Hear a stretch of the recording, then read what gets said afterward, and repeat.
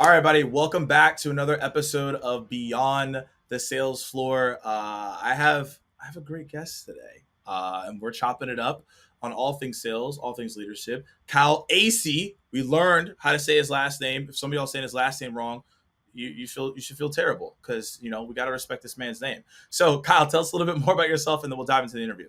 Thanks, Morgan. Yeah, been with MongoDB for a little over a year. Prior to Mongo, was at Qualtrics for several years. Most of my career I've spent running mid-market to lower enterprise sales teams. Right now, my entire focus is around new customer acquisition, which is a lot of fun in a terrible market Mm. when you're focused exclusively on new logos.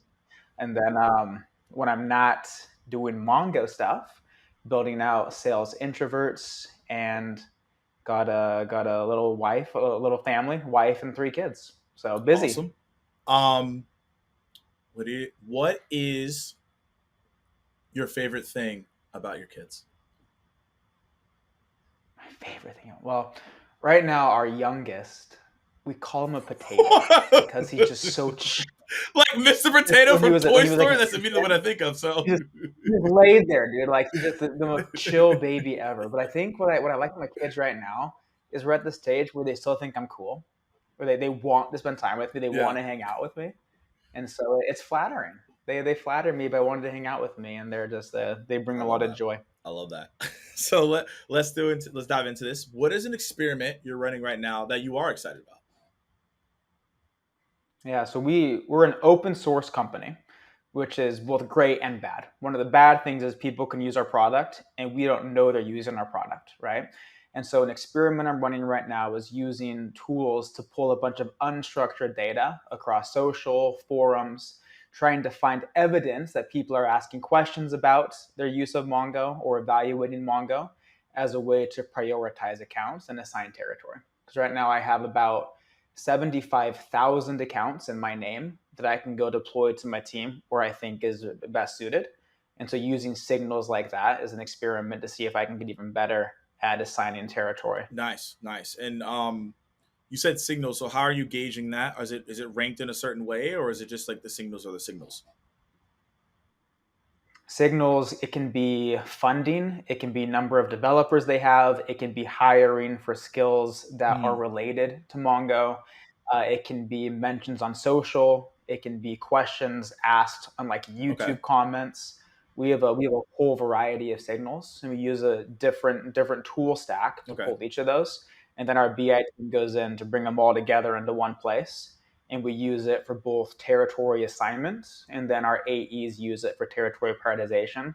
So a lot of the experiments I run are looking at different Mm. types of signals and then trying different weighting of those signals to determine what accounts are most likely to purchase faster, so we can improve we can go a little bit quicker from a Okay. velocity That so motion. that led into a follow up question I have is that like when the signal comes in, is the funding one like, okay, that's an A plus signal every single time, so we need to move on that faster to reach out? But it sounds like each signal is contextualized to the account based on where they're at. Exactly. It's Yeah. definitely a blend because there's a lot of them. And right now, I couldn't tell you what the perfect blend is, and that's what a lot of the experimentation is. And so when I'm meeting with ops, we're always digging into different Mhm. filters, different types of signals, looking at, okay, for this segment of account, how quickly do we win? How many meetings does it take? What's the average deal size? How long does it take for them to consume and actually use the product? And we're continually trying to refine and get more and more specific. So as we go into like Mhm. next year, maybe it's different than this year on how we set up our AE team for success, right? So I don't know that we'll ever have this is the perfect mix. It's constantly evolving. I love that. I mean, that's part of the game in that you're communicating and collaborating with other departments. It's not just like, oh, well, we're going to experiment by ourselves in a silo, which most people do. You're like, no, we're going to actually get other people to get involved in this. And you kind of already touched on this, but could you provide like a top level overview of the AEs and what are qualities that help them to sell better, but also prospect better? Yeah. So when I think about the frameworks that I teach, I'll go into just a couple of the main, I guess, the foundation of it, right? A big piece is going back to territory management. I believe that it's my responsibility to help reps get a chance of success But then reps need to go a step deeper. They need to own Mhm. territory management. They can look at our signals, but they need to go have conversations, go dig deeper to go determine where they should actually spend their time. I think my best reps, they don't overly rely on the data that we give them. They use it as a starting signal, then they own the rest. Another thing I'm big on is education, so they always have a Mhm. point of view. I always want my reps going into calls. I think I stole this from Chris Orlob or somebody, but have a strong opinion loosely held. I never want us showing up without having a good idea of where we think we can help and showing the buyer that we cared enough to prepare. I'm huge on emotional selling. I'm really big on understanding the buyer psychology aspect. What are the biases they have against us, and how can we proactively overcome those biases so they actually hear Mhm. what we're saying and trust us a little bit more than maybe other reps. And then my other big pillar is our sales process needs to adapt to where the buyer is. Mongo is really good at this. We actually have three different sales Yeah. motions based on matching the buyer. But I want to even go deeper into that. I never want us moving with linearity in a rigid way and losing buyers because we got them at the wrong stage in their awareness. So I'm really big on my reps understanding the sales process well enough to be able to adapt it.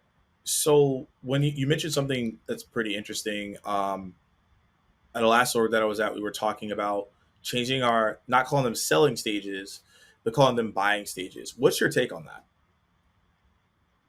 I think it's brilliant because different we've seen all the data of how much of the buying process happens Yeah. external to sales reps now.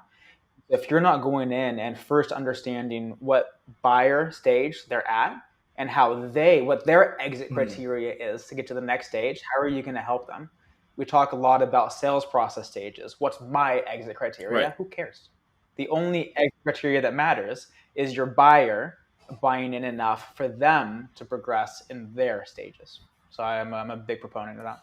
And where do you spend the most time coaching your reps on all the things that you broke down that they struggle with the most?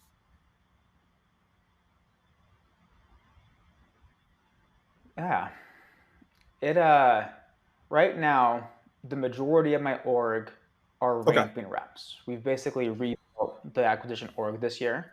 And so a lot of it is around understanding the buyer personas, what they care about, what they're worried about, and how we help them.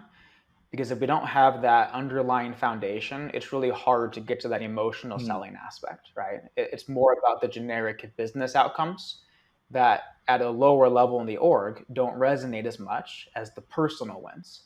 And so a big focus for my onboarding curriculum is really mastering personas, how we help them, what they care about, what they're worried about, and how we can emotionally attach Mongo to wins for them. I love that.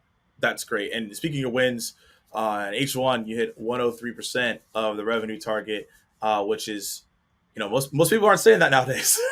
So the question is, what are three taxes that you were using to get there? Maybe it's something you already mentioned, but I'm super curious. Yeah.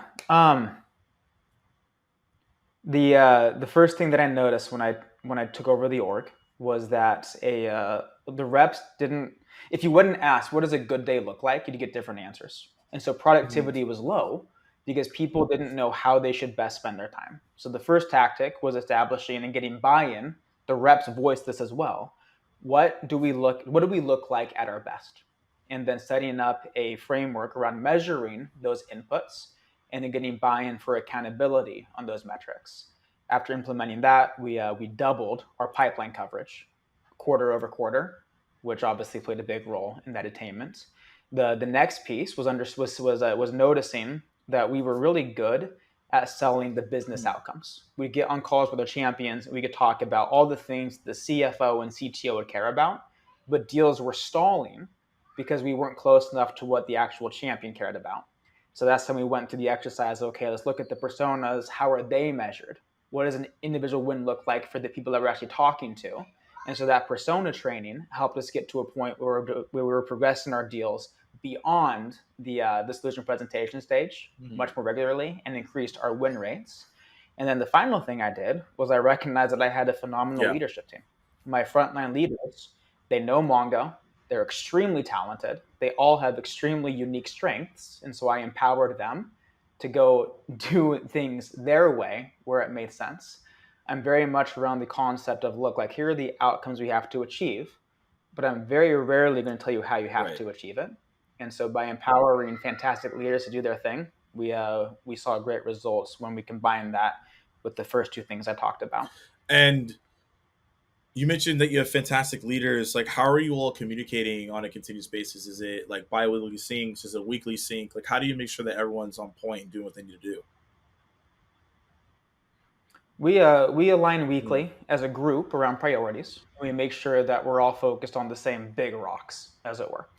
And then I also meet with each leader individually weekly to make sure that we're on the same page for how they're progressing their Yeah, individual reps. And so by doing this, we have an ongoing cadence for what we're doing in a united fashion, and then what they're handling more individualized, because each of my leaders has a different team makeup and different priorities within their individual group. And then we're also pretty good about just touching base throughout the of week wherever course. necessary beyond the standing meetings, right? Like, communication flows pretty freely That's within the good. group. I feel like we mentioned earlier, like silos happens a lot in most organizations, but it sounds like the communication is leading to the results that you're getting, which goes into like forecasting. Could you walk me through like how do you view forecasting? How do you make sure that it's not just reps just saying things to say things? How do you make sure that it's real? So forecasting at Mongo is a whole different thing than Mm. a lot of orgs because we're in a consumption-based world. And so we don't often ask customers to commit upfront to a certain spend amount. We tell them what the amount will be if they migrate their application to Mongo, but then it's pay as you go, similar to Snowflake, AWS, GCP. And so for me, when I'm looking at forecasting, it's not when the deal is signed, it's when the customer actually begins to develop software Yeah. on Mongo. And so to forecast, I have to work closely with my reps, my leaders, and our solution architect team to understand what is their application development lifecycle look like? When is their next sprint to begin developing? How quickly are they going to migrate the Mm. application? What is the amount of data coming over? Because all of that will tell me how much Right. they're going to spend, which influences my forecast. And so getting forecast right now requires tools to look at what the current spend is, look at the average spend over the past 2 weeks, but then also being really, really close with the customer, the SAs, and the rep to understand what's changing. Because I can have a customer at a 20K run rate today, and then they might be at a 200K run rate Right. next week because they begin migrating a big application. And so it's required us to really know our business at a much deeper level than my previous job, where it was all based on contract signature. When you're, I've heard shout out to KD. I think we both know him. I remember he said this like this was like a couple of years ago. He said this, and I was like, that is really smart, and I'm surprised a lot of people don't do it. You mentioned that there's certain questions that you're asking to make sure that you understand the forecast and that you're on the same page. Are these questions baked in your CRM? Like they have to get answered, otherwise you know the deal's not going to happen. How do you hold people accountable to ask these questions in the sales cycle? We have, I know I talked about gates in the sales Mm. process earlier, right? We do have exit criteria for Okay. deal closure. One of those things is we call it pre-onboarding, but it's basically a technical validation, including the timing of the application move, the size of the application move, and all the technical scoping. So by having that criteria that we actually review before we approve the deal to go through, helps us make sure that the reps have a complete understanding Mm. of the deal that then leads to accurate forecasting. So like for all the deals in my pipeline right now, I know what they're going to be spending once they migrate fully, and I know what the expected timeline is. But then the challenge is sometimes the timeline changes, and that's where the closeness to the customer matters. And what was put in the CRM for the pre-onboarding checklist doesn't always hold true. I love that. And so reps are in discovery. They're figuring these out. They're asking these questions. You have these breakdown flows you mentioned. What's the methodology? Med pick, no pick. What are you doing? We're based around Okay. command of the message, and so we do use MEDDIC as a qualification framework. Um, But then the Mongo sales process is very unique because we have 4 different motions and then 3 different routes. And so when you think about the combinations, there's a lot of ways that we might go run a sales process, but it's really built around the idea of the current state, negative consequences, PBOs, all of that you learn from command of the message. So when I'm doing a deal review, we'll often discuss MEDDIC attributes. We'll go into like the 3 whys, which is a Mm-hmm. common framework for deal qualification understanding. But the Mongo sales process itself does not match the sales process of any other org I'm familiar with, but it would look generally familiar to somebody that's familiar with the command of the message and MEDDIC frameworks. Got it. Cool. Would you when you do the medic frameworks, what do you love the most about it? Because I know everyone's like, "Yo, I'm a Sandler shop, I'm a MedPick shop, Miller Hyman." There's a lot out there, but what makes you love this? What I what I appreciate about it is I have never seen a deal that is hurt by a deep understanding of any of these Mm-hmm. attributes, right? Well, I've also never seen a deal where every attribute was perfectly understood and known. The ones that we consistently win are generally pretty well understood. And I think I also like the consistency it gives. A lot of people are familiar with it, no matter where we hire them from. And so day one, it helps them get in and begin to understand the language that we use for deal reviews and deal coaching. And so I think the consistency there is fairly valuable. What I don't like about it is when reps try to use it as a sales process, because it's actually a very sales centric way to think about a deal, right? It's when we're talking to a customer, we don't just want to go say, hey, what's your decision Mm-hmm. process, or what is the most pressing pain? Like we want to, it's not buyer language. And so I think that can be a miss, especially for younger reps, when they treat it external facing as a way to progress a deal rather than an internal way to understand the questions that we're missing to go shore up a Nice. deal. No, I like that breakdown, and that kind of leads into just overall. Everyone's always mentioned this AI, AI, AI. What's going on? So, how are you using AI in your own process, sales process? What's going on there? I'm a big believer that there are no shortcuts in Mm-hmm. effective selling, but there are accelerators, and AI is, I mean, I'm not that long into my career, but by far the biggest accelerant Yeah. that I've seen. And so I think about when I said earlier, it's really important to me that a rep brings a point of view to an account. What used to take hours to go do the research to get a good point of view for an account can now be done in a few minutes using AI to pull relevant research and to consolidate it. When I think about being able to understand what my reps are saying on calls at Mm-hmm. scale, what's working, what's not working, that's accelerated by AI. And then the other big piece is around territory management, using AI to pick up some of the signals that prior to recent would have been impossible to understand at scale. It's now surfacing interesting things to help me understand where to put resources to help me tackle a large territory with still a relatively smaller Right. team, right? So I'm looking at AI as a way to accelerate what we know works. It doesn't necessarily change the current process, but it sure allows us to do a whole lot more within that process in a lot shorter of a time, which is a Yeah, big win. the accelerant of AI is huge. I agree with that 100%. Like a lot of people will continuously use that to make sure they're not doing a lot of manual tasks or things they shouldn't be doing to increase their active selling time, which then leads into like the lasting piece of information that we're going to have here today as we wrap this up. Like we're going in 2024. Somehow it's November next week. What are like the three core things that a sales leader should be focusing on going in the new year to maybe revamp their sales strategy or think about things differently? So what I'm focused on, and I think this should be what a lot of sales leaders in a similar place should be focused on, is first off increased focus. I'm a big believer in constraints, improving creativity and productivity, and so for me, focus around territory segmentation, getting even tighter in what I assign to my reps to work is a Mm, huge priority. Working hard to make sure that different types of reps have the right types of segments to go have success next year. Another big focus for me is now that I have this large cohort of new reps, we're taking them through our ramping curriculum Now I need to go work with my leadership team to build out more of an ongoing curriculum to ensure they're supported as they go from no idea what's happening at Mongo to having a pretty good idea and helping them prepare for promotions and they're the next roles in the company. And then the final piece I'm focused on is understanding which other teams within our ecosystem I need to go double down on for the partnership. So at Mongo, I've Mhm. identified one team that I think has massive potential for my org from a lead gen standpoint and also for a talent factory for my org.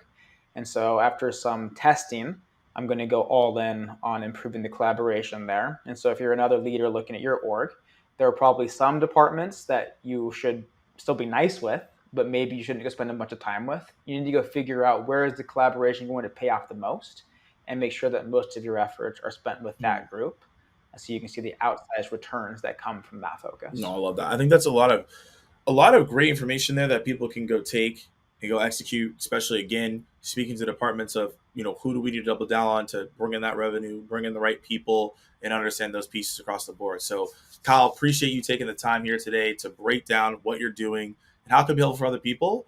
And hopefully, everyone listening in, you took notes and go do something, as I tell you all the time. And we'll see you all in the next episode.